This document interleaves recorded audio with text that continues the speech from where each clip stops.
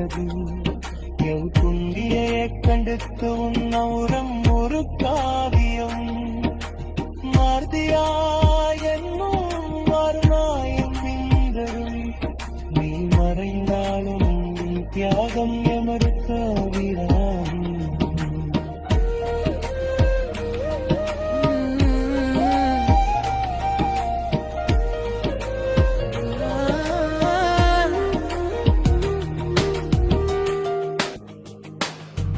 மேசை தட்டில் ஒரு காகிதம், அது என் சுவாசத்தை நிறுத்தியே போனதடா.